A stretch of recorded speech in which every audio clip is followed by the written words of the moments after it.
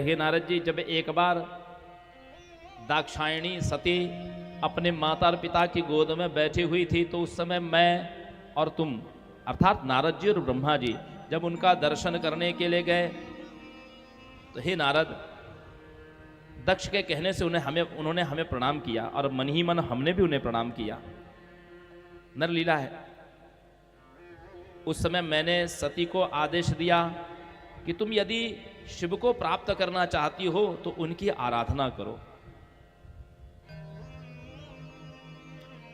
और मैं तुमको आशीर्वाद देता हूं कि तुमको पति ऐसा मिलेगा कि यो नान्याम जग्रहे नापि ग्रहणाति न ग्रहिष्यति जायाम सते पतिर्भूयाद अनन्य सदृश शुभे। जिसने तुम्हारे अलावा किसी और को कभी पत्नी न बनाया हो, जो तुम्हारे अलावा किसी और को पत्नी कभी नहीं बनाएगा, जो सदा सदा से तुम्हारा ही पति है, वही तुमको पति मिले।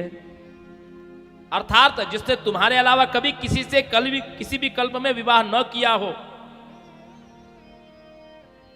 क्योंकि ब्रह्मा जी इस रहस्य को जानते थे। जगदम्बा सती रूप से अवतरित हुई हैं, इसीलिए उन्होंने ऐसा ही वरदान दिया।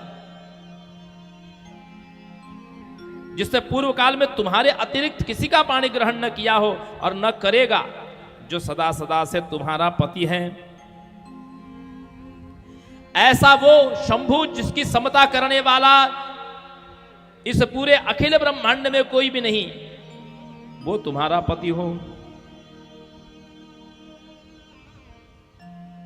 भगवान की प्राप्ति सहज नहीं होती, उसके लिए आराधना करनी पड़ती है।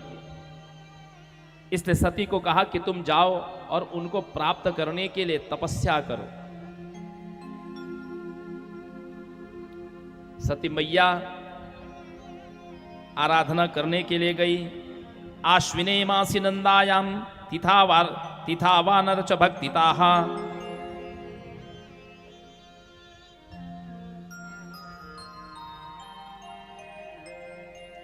आश्विन महीने की प्रत्येक नंदा तिथि को, प्रतिपदा को नंदा तिथि कहते हैं।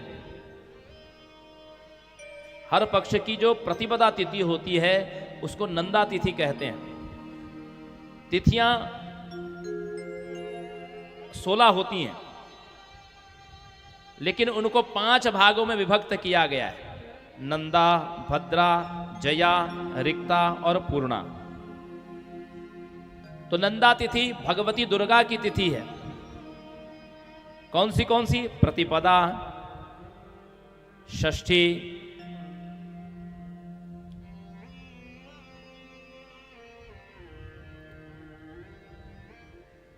और एकादशी।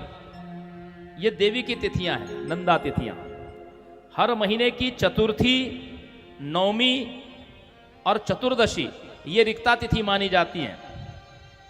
तो ये जो रिक्ता तिथि है ये क्लेशकारी होती है, इसमें कोई काम नहीं करना। इस केवल गणेश जी के लिए ठीक है, क्योंकि गणेश जी विघ्न विनाशक है, इसलिए गणेश जी को ये तिथियां चलती हैं।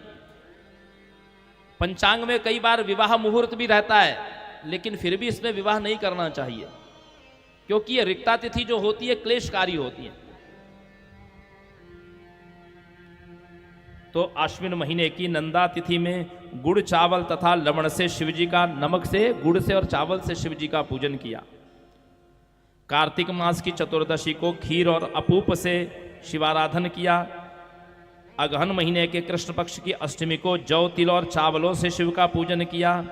और पौष मास के शुक्ल पक्ष की सप्तमी को रात्रि में जागरण कर प्रातःकाल खिचड़ी से शिवजी का पूजन करने लगी।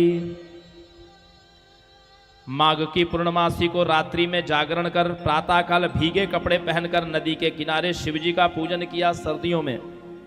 और फाल्गुन कृष्ण की चतुर्दशी को रात्रि में जागरण कर महाशिवरात्रि के दिन चारों प्रहर की बिल्वपत्र और बिल्वफल से शिवजी की पूजा, विशेष पूजा की। चैत्र शुक्ल की चतुर्दशी को दिन रात वह सती शिव का स्मरण करती हुई पलाश पुष्प से और दौना जो होता है तुलसी के जैसा पौधा, उन पुष्पों से शिवजी की पूजा करने लगी। और वैशाख शुक्ल तृतीया को, अक्षय तृतीया के दिन, नव्य तिलाहार, जौ एवं चावलों से शिवजी का पूजन कर उस मास को व्यतीत करने लगी। ज्येष्ठ शुक्ल पूर्णिमा को वस्त्र एवं मालती के पुष्पों से शिव जी की पूजा करते हुए उस मास को व्यतीत किया। आषाढ़ शुक्ल चतुर्दशी को काले वस्त्र, कस्तूरी एवं मालती के पुष्पों से शिव जी की पूजा की और श्रावण शुक्ल अष्टमी तथा चतुर्दशी को पवित्र यज्ञोपवीत तथा वस्त्रों से शिव जी का पूजन करने लगी। और भाद्र कृष्ण की तेरस तथा चतुर्दशी को नाना पुष्पों और फलों से शिव का पूजन कर मात्र जल पीकर उस मास को भी बिताने लगी। इस प्रकार सती ने ये नंदा व्रत किया।